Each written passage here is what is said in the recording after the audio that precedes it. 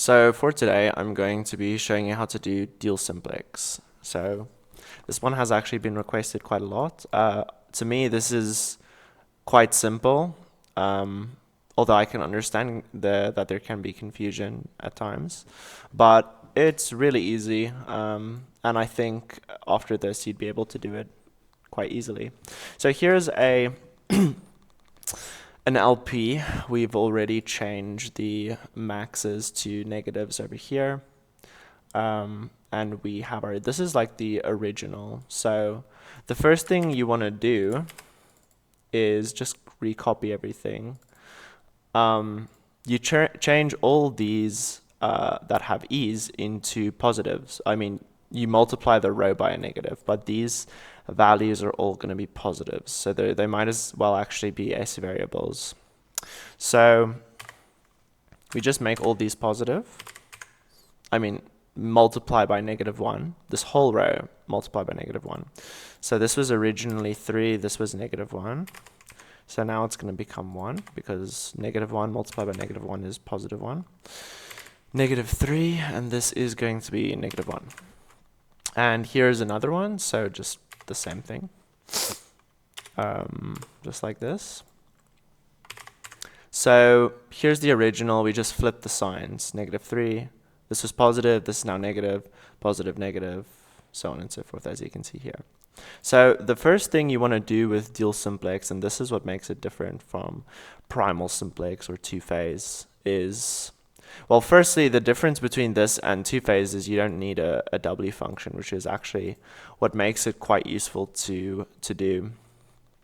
So we're going to select this row. You select the row first, and how you select the row is based on your RHS value. So you're going to want to look at the negatives.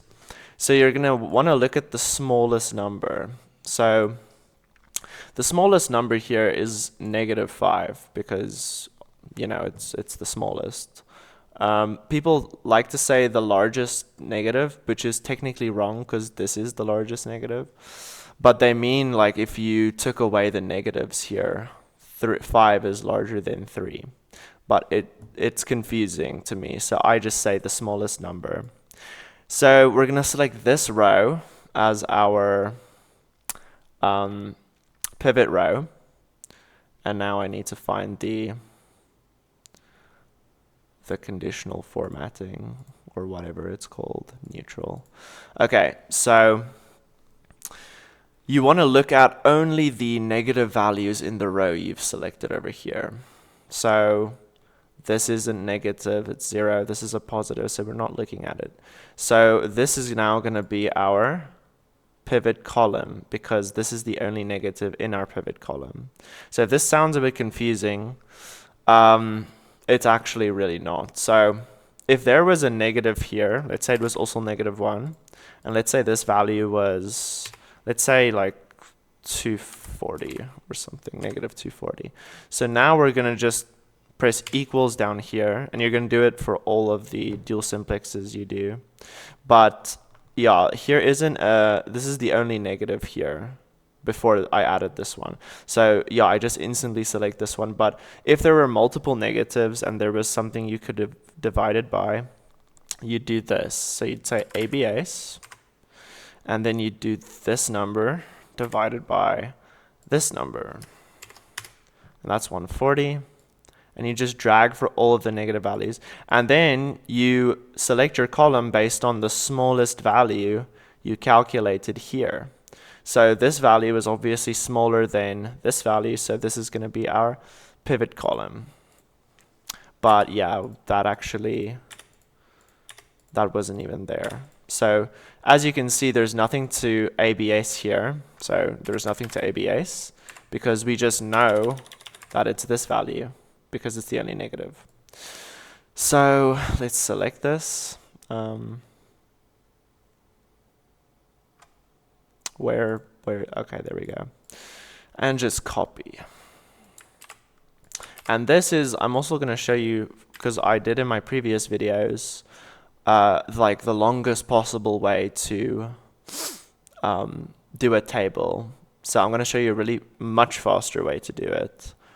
Let me just find this. Yeah, there we go. Okay. Alright. Okay. Let's pull this one up. Normal. There we go.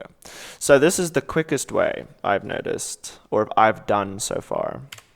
There might be a faster way, but I'm quite satisfied with this. It's so much faster than what I've done in previous videos. So, oh wait, I should probably explain this. So basically the way it works is you always select the first value in your previous table. So it's going to be this value, and it's always going to be that value. Not this specific numeric value, I mean, but the first element here. Always going to be, you're going to see if I do more of the tables. Then you just press minus. Then you're going to do parentheses, and then you're going to select the value that you pivoted on. And in this case, it's the value next to our original one. It's going to be this one. So it's always going to be the pivot column's element over here. First element. Then you press F4 3 times, 1, 2, 3, and then you multiply by the row over here where it starts, but on this table. So here it's 4, okay, and here it's 4 as well. Select that one. 1, 2. Parentheses, and now we drag over here and drag down. It's going to give you an error most of the time, but don't worry about it. It actually does not matter at all. You just say equals this. So just like normal, you just press this, divided by itself, F4 once, enter, and then you just drag and drag. Oh, there we go. So now we see that we're still in dual because there's a negative RHS value. So this is going to be our pivot row. So let's just search for the thing with the thing. Okay, perfect. So once again, there's only one negative, which is this one. If this was a negative and there was a value here, we'd multiply them. Well, we'd ABS them down here. So, but we don't need to do that because this is the only negative, and you know, it's as easy as that. So, how do I keep forgetting this? I don't. Okay, it's cell styles. Make a mental note for that one. So copy, paste. No, cell styles. Okay, there we go. Okay, so I'm going to do it again. Equals this value, and this is the first value. So it's just the first value again. 1, 2, 3, multiplied by. So here's the pivot row. This is where it starts, and we're just in our new table. 1, 2. As easy as that. Very, very quick compared to the other one. Okay.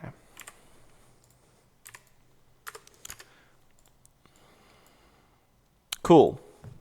So we're not in dual anymore because there are no negative RHS values. And here's the cool part. Now we just do normal simplex. So what is going to be our pivot column? It's going to be this one because it's the smallest number or largest negative. So let's cell styles this over here. And now we just get the ratio and select the smallest ratio. Drag it down. This is the only valid number. We can select negatives and these don't work. Yeah, if this was like dual, you'd be able to select this, although it's a ratio, so you technically wouldn't. I mean, for the RHS, if this was the negative, then we just do the same as we've done here. So just cell styles over here, neutral, control.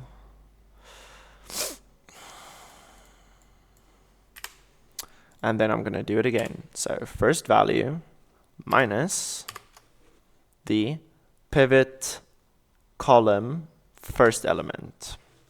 F4 3 times, 1, 2, 3, multiplied by the first value of our pivot row.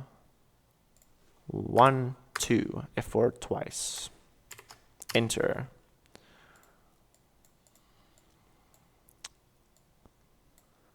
Okay. This value divided by itself, F4, bam. Easy. So, let's see. This is the only negative. So this is going to be our pivot column.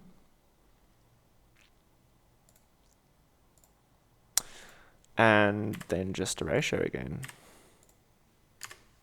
And drag it down. Let me just write ratio down here for whatever reason. Okay, so clearly 13 is our smallest ratio.